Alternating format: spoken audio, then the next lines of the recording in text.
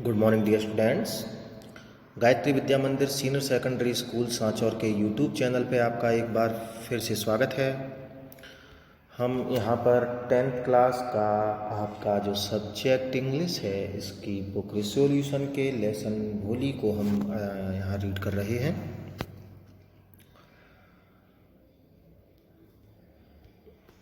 जिसमें हमने कल देखा था कि किस प्रकार से रामलाल जो है भोली को विद्यालय में छोड़ के आते हैं। भोली को क्लासरूम में जब बिठाया जाता है तो दीवार पर लगी हुई बहुत सी जो तस्वीरें हैं वो उनको देखती है।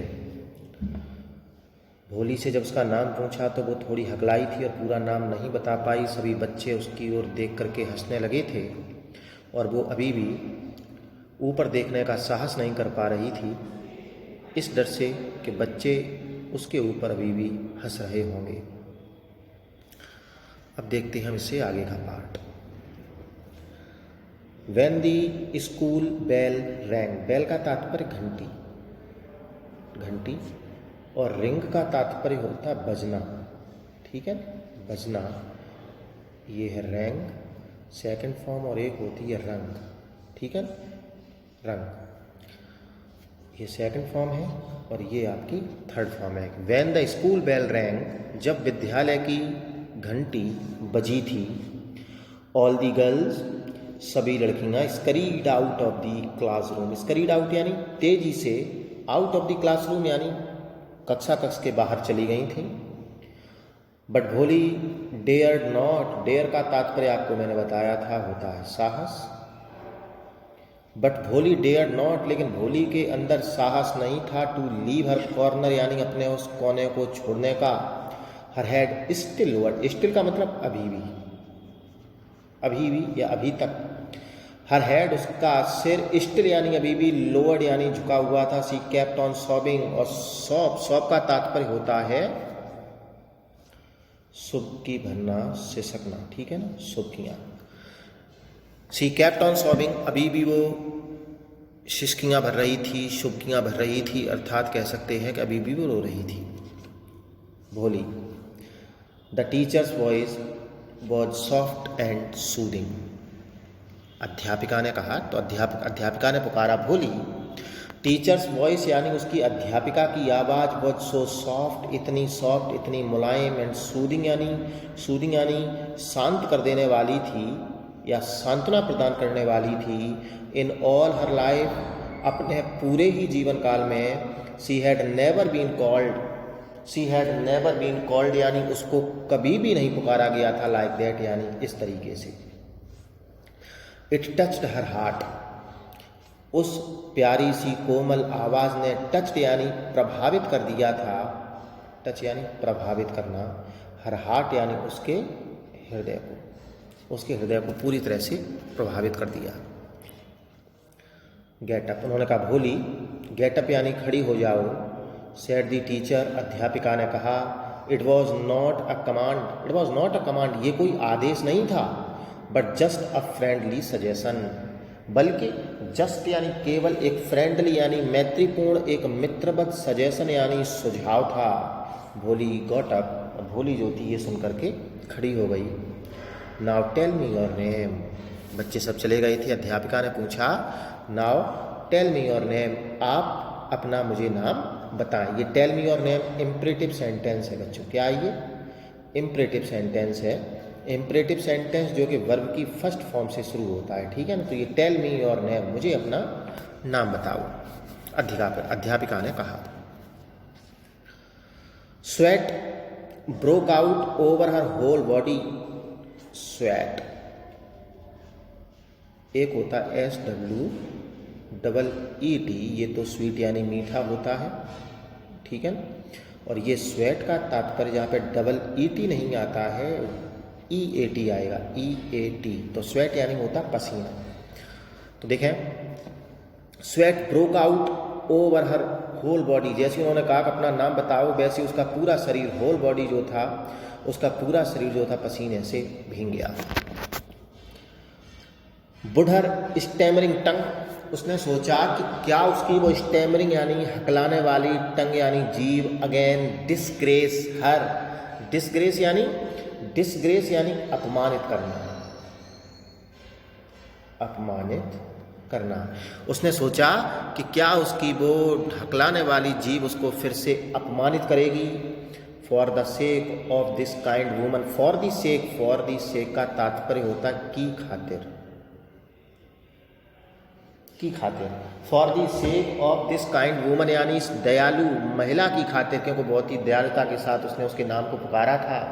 उस दयालु महिला की खातिर हाउएवर, हालांकि she decided to make an effort, Bholi ने डिसाइडेड यानी निर्णय किया था, to make an effort. Effort means होता है अटेम्प्ट यानी प्रयास। उसने एक और प्रयास करने का निश्चय किया।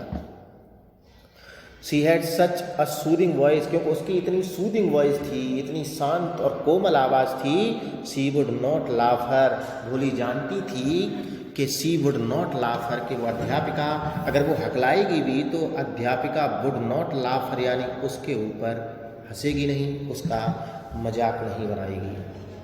तो फिर से उसने हकलाते हुए शी बिगेन टू स्टैमर, प्रयास किया लेकिन नहीं बोल पाई पूरे नाम को, और सी बिगेन उसने शुरू कर दिया टू स्टैमर यानी हकलाना। उसने फिर से हकलाना शुरू कर दिया। वेल डन, अध्यापिका हंसी नहीं बल्कि उन्होंने उसको प्रोत्साहित किया। उन्होंने कहा वेल डन, शाबाश। The teacher encouraged her, encouraged का तात्पर्य प्रोत्साहित करना, ठीक है ना, उत्साह बढ़ाना। टीचर एनकरेज्ड हर, अध्यापिका ने उसको प्रोत्साहित किया। उनका कम ऑन नाउ, अब की बात, दी फुल नेम, अभी आपने पूरा नाम नहीं बताया, कम ऑन चलो ठीक है, दी फुल नेम है, अब की बात पूरा नाम बताओ। तो फिर से हकलाई थी वो भोली, अब की बात बोल दिया।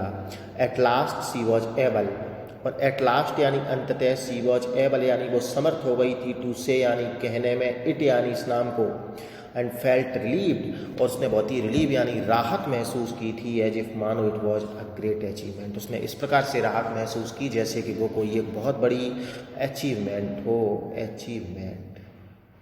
उपलब्धि, जैसे कि वो कोई बहुत बड़ी उपलब्धि हो। अध्यापिका ने कहा वेल डन। द टीचर पैटेड हर, पैटेड मैं आपको बता चुका हूँ, पैट यानी थपथपाना। टीचर पैटेड हर, अध्यापिका ने उसको थपथपाया था। अफेक्शनेटली यानी स्नेहपूर्वक, स्नेहपूर्वक अध्यापिका ने उसको थपथपाया। एंड सेड, और कहा, put the fear out of your heart, कि पुट द फियर, कि इस पूरे ही भय को, आउट ऑफ योर हार्ट यानी आप अपने हृदय से बाहर निकाल दो। And you will be able, और यू विल बी एबल यानी तुम एबल होगी, समर्थ होगी, टू स्पीक यानी बोलने में, like everyone else, like means की तरह, एवरीवन एल्स यानी प्रत्येक दूसरे व्यक्ति की तरह आप बोलने में सफल हो जाओगे। Bholi looked up as if to ask really, Bholi ने लुक्ड अप यानी ऊपर देखा था, एज इफ यानी मानो, टू आस्क यानी वो पूछ रही हो कि रियली, वास्तव में, क्या ये सही है, क्या मैं दूसरे सभी लोगों की तरह बोलने में सफल हो पाऊंगी या नहीं। तो एकदम अविश्वास के भाव से उसने ऊपर की तरफ देखा, तात्पर्य अध्यापिका की तरफ देखा।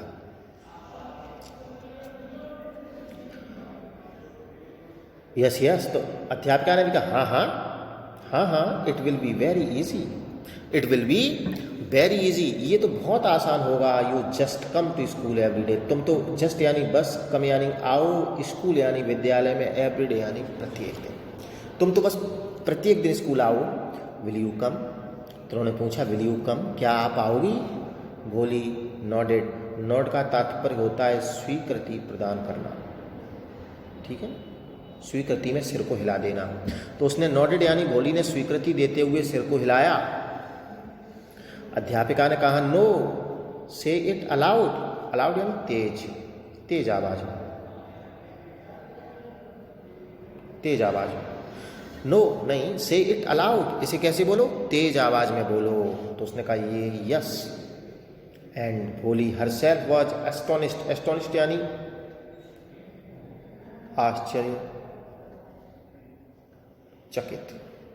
आश्चर्यचकित। भोली हर्षल, भोली स्वयं भी बहुत एस्टोनिश्ड यानी आश्चर्यचकित थी, that she had been able to say it, कि भोली जो थी वो एबल यानी समर्थ हो गई थी, टू से इट यानी इसको कहने में या फिर बोलने में, तो उसने बहुत ही आसानी के साथ यस बोल दिया था।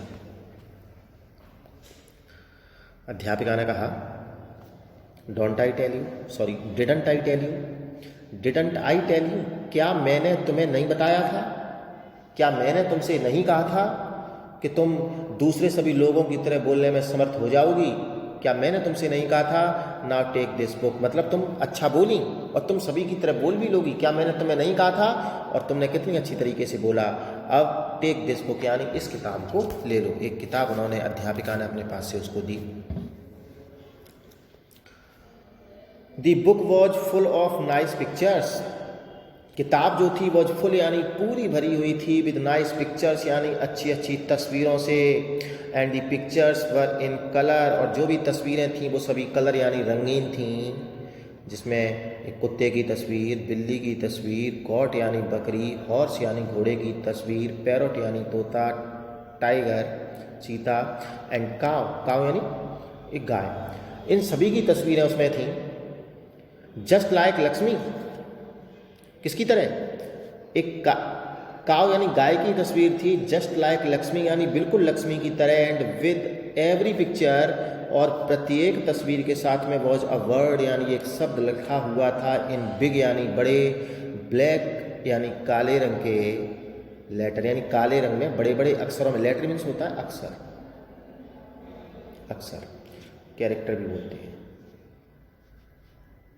कैरेक्टर भी बोलते हैं, बड़े बड़े अक्षरों में एक एक प्रत्येक तस्वीर के साथ एक एक शब्द भी लिखा हुआ था। इन 1 मंथ उन्होंने एक बुक दी थी, बुक में बहुत सी तस्वीरें थीं, तस्वीरें किस किस की थीं, dog, cat, goat, horse, parrot and tiger, cow, सभी के साथ एक एक शब्द लिखा हुआ था। अध्यापिका ने कहा, इन 1 मंथ यानी 1 महीने में, you will be able, you will B यानी तुम हो जाओगी, एबल यानी समर्थ, टू रीड यानी पढ़ने में, दिस बुक यानी इस किताब को। देन उसके बाद, I will give U A bigger book, उसके बाद आई विल गिव यू मैं तुम्हें दे दूंगी, अ बिगर बुक यानी एक बड़ी किताब। Then a still bigger one, और उसके बाद उससे भी बड़ी किताब। इन टाइम, और इस समय में, you will be more learned, learned यानी विद्वान, और इस समय में यू विल बी यानी तुम हो जाओगी, मोर यानी अत्यधिक, लर्नेड यानी होशियार या विद्वान हो जाओगी, than anyone else, than means होता है तुलना में, एनीवन एल्स यानी किसी भी दूसरे व्यक्ति की तुलना में, इन दी विलेज यानी गांव में, कि गांव में कोई भी व्यक्ति जो है तुम्हारे जितना होशियार नहीं होगा, तुमसे ज़्यादा विद्वान नहीं होगा, तुम गांव के प्रत्येक व्यक्ति की तुलना में ज़्यादा विद्वान हो जाओगी अगर तुम विद्यालय आओगी और पढ़ोगी। और जब आप विद्वान हो जाओगी ना, तो then no one will ever be able to laugh at you, तो no one will ever be able, कोई कभी भी समर्थ नहीं हो पाएगा, टू लाफ यानी हंसने में, यू यानी आपके ऊपर, मतलब कोई आपके ऊपर नहीं हंसेगा। People will listen to you, जब आप विद्वान हो जाएंगी, आप जब होशियार हो जाएंगी, तो पीपल विल लिसन यानी लोग सुनेंगे, टू यू यानी तुम्हारी बात को, विद रेस्पेक्ट यानी सम्मान के साथ, and you will be able to speak, और you will be able to speak, तुम एबल यानी समर्थ हो जाओगी, टू स्पीक यानी बोलने में, without the slightest stammer, without का तात्पर्य होता बिना, और स्लाइटेस्ट यानी थोड़े से, स्टेमर यानी हकलाए बिना, मतलब थोड़ी सी भी हकलाहट के बिना, थोड़ी सी भी हकलाहट के बिना ही तुम बोलने में समर्थ हो जाओगी।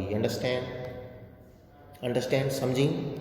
नाउ गो टू होम, अब घर पे जाओ, एंड कम बैक, और वापस आना, अर्ली टुमारो मॉर्निंग, यानी कल सुबह जल्दी आप वापस विद्यालय आना। अभी तो आप घर पे जाओ, लेकिन कल जो है जल्दी से विद्यालय आ जाना, और जब तुम पढ़ोगी, मैं ये किताब दे रही हूँ, ये पढ़ना, फिर इससे भी बड़ी किताब दूंगी और इससे भी बड़ी किताब दूंगी। जब इन सभी किताबों को आप पढ़ लोगी तो तुम बहुत विद्वान हो जाओगी गाँव में किसी भी दूसरे व्यक्ति की तुलना में, और जब आप होशियार हो जाओगी तो प्रत्येक व्यक्ति आपकी बात को बहुत ही सम्मान के साथ सुनेगा, और कोई भी व्यक्ति जो है आपके ऊपर हंसने का प्रयास नहीं करेगा। भोली फेल्ट, फील मीन्स होता महसूस करना, तो भोली ने महसूस किया था एज इफ मानो सडनली यानी अचानक ही ऑल दी बेल्स सभी घंटियाँ in the village temple, temple यानी मंदिर, उसने महसूस किया कि गांव के मंदिर की सभी घंटियाँ वर रिंगिंग यानी बज रही थीं, and the trees in front of the school house, और ऐसा प्रतीत हुआ कि विद्यालय की उस भवन, विद्यालय के भवन के सामने जो भी पेड़ थे हैड ब्लोसम, उन पर ब्लोसम यानी फूल खिल गए थे, ऐसा प्रतीत हुआ कि उन सभी पेड़ों पर फूल खिले हुए थे इनटू बिग रेड फ्लावर्स, कैसे लाल लाल बड़े रंग के फूल। हर हार्ट वॉज थ्रॉबिंग, उसका हृदय तेजी से धड़क रहा था, विद अ न्यू होप यानी एक नई उम्मीद, होप यानी आशा, एक नई उम्मीद नई आशा के साथ में, एंड अ न्यू लाइफ, और एक नए जीवन के साथ में उसका हृदय तेजी से धड़क रहा था। वो काफ़ी खुश थी कि उसे एक नई उम्मीद, एक नई आशा जो है वो उस अध्यापिका के रूप में मिली थी या दिखाई दी थी। उसे अब विश्वास हो गया था कि वो भी बोलने में समर्थ हो सकती है, और वो ऐसी हो सकती है कि लोग उसकी बात को सुनेंगे, कोई भी कभी भी उसका मजाक नहीं बनाएगा। ठीक है ना, आज हम इस वीडियो को इतना ही रखते हैं, आगे हम देखेंगे अगले वीडियो में अगले पार्ट को। तब तक आप पढ़ते रहें।